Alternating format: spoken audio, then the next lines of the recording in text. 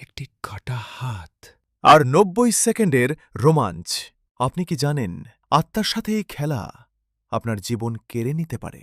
আজ আমরা কথা বলবো বর্তমান সময়ের অন্যতম ভয়ের সিনেমা টক টু মি নিয়ে।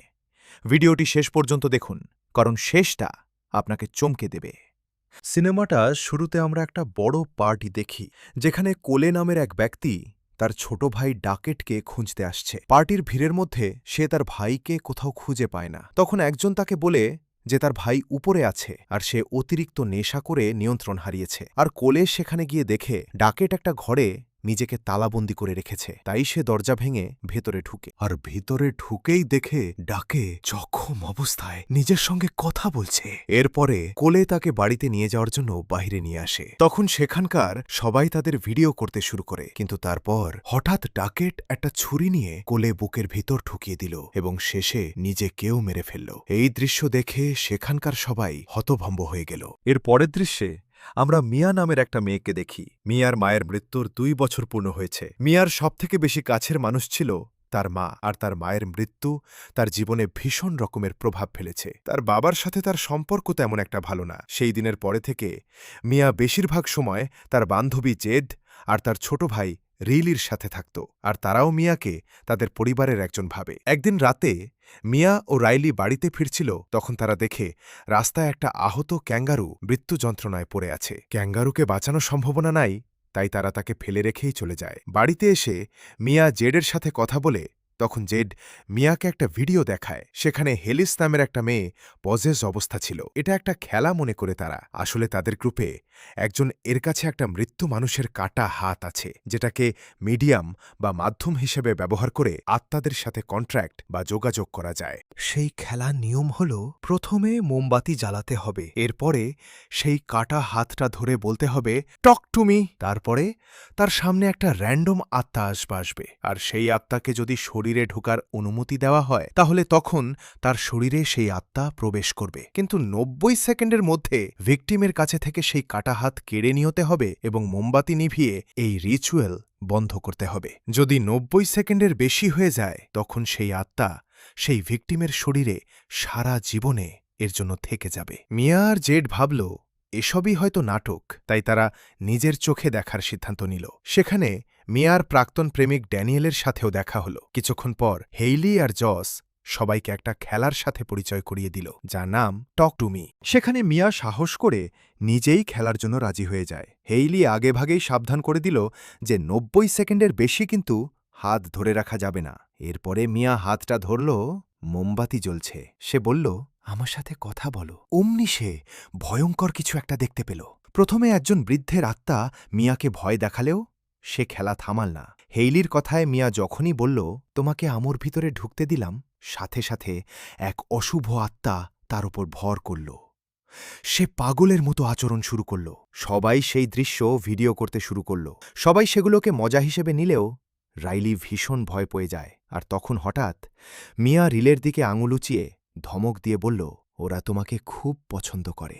পরিস্থিতি খারাপ পর্যায়ে চলে যায় ঠিক তখনই। হাতটা কেড়ে নিতেই সবকিছু স্বাভাবিক হয়ে যায়। রাতে রাইলির একা ঘুম আসতে ভয় পায়, তাই সে মিয়ার কাছে আসে। তখন রিলি জিজ্ঞেস করল, কেমন লেগেছিল তখন?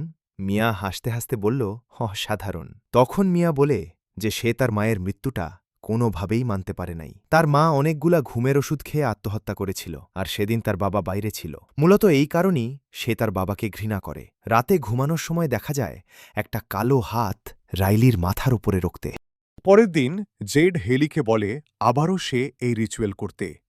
সেই মতে রাতে শুরু হয় সেই খেলা। প্রথম ড্যানিয়েল শুরু করে তাকে চেয়ারের সাথে বেঁধে রিচুয়াল শুরু করতেই সে অস্বাভাবিক আচরণ শুরু করে। জিনিসটা খারাপ পর্যায়ে যাওয়ার আগেই বাকিরা তার হাতটা সরিয়ে নেই। এরকমভাবে সবই এই খেলাটা খেলে মজা করতে শুরু করে। তখন রাইলি রিকোয়েস্ট করে সেও একবার ট্রাই করতে চায়। তখন জেড তাকে মানারে, যার কারণে সে মন খারাপ করে ঘর থেকে বের হয়ে যায়। তখন মিয়া সবাইকে বুঝিয়ে ৫০ সেকেন্ডের জন্য তাকে গেমসটা খেলার সুযোগ দেই, কিন্তু খেলা শুরু হতেই সবাই চমকে গেল। রিলের শরীরে মিয়ার মৃত মায়ের আত্মা ভর করেছে। মা খুব মিষ্টি করে কথা বলতে লাগল।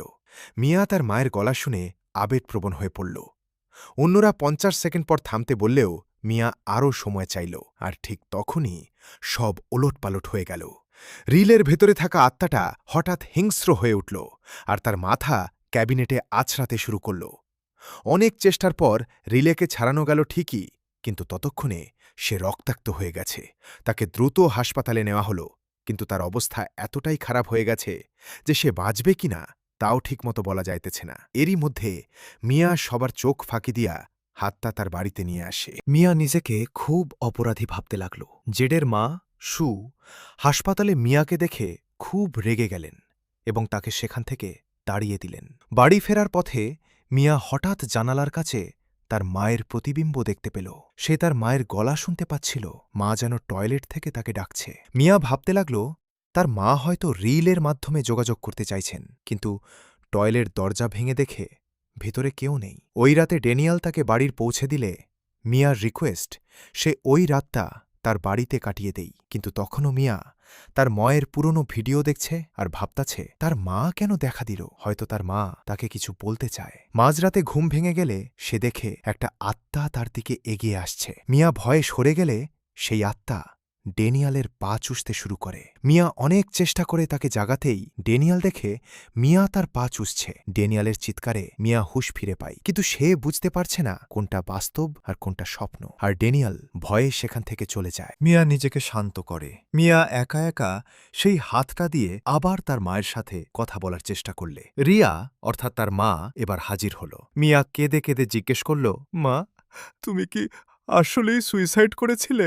আত্মাটি তাকে আশ্বস্ত করে বলল, না, ওটা একটা দুর্ঘটনা ছিল, আর আমি তোমাকে ছাড়াবো না, তাই তো আবার ফিরে এসেছি তোমার কাছে। কিন্তু রাইলির তোমার সাহায্য দরকার। হাসপাতালে রাইলিকে পরিষ্কার করার সময় তার ডিভোর্সি বাবার ফোন আসে। শিওজেটকে ভিতরে রেখে বাইরে গেলেই রাইলি আবারও দেয়ালে মাথা ঠুকে ঠুকে ফাটিয়ে ফেলে। অবস্থা আগের থেকে ও খারাপ হয়ে যায়। এদিকে জস ও তার বাকি বন্ধুরা সবাই চিন্তায় আছে। জস বলে যে ড্যাকেটকে হাতটা দিয়েছিল, সে বলেছিল রিচুয়াল চলাকালীন যদি ভিকটিম মারা যায় তাহলে সেই আত্মা সারা জীবন সেই শরীরেই থেকে যাবে। এর মধ্যে রিয়া প্রশ্ন করে, রিচুয়ালের পরে কি তোমাদের সাথে অস্বাভাবিক কিছু ঘটত? কারণ আমার সাথে সেই দিন এর পরে থেকে অস্বাভাবিক ঘটনা ঘটতেছে। জস এই শুনে ভয়ে পড়ে যায়, কারণ এই সব কিছু তাদের সাথে না হলেও ড্যাকেটের সাথে হয়েছিল। সে হাতটা ব্যবহার না করলেও আশেপাশে কোনো জিনিসের উপস্থিত অনুভব করতে পারত।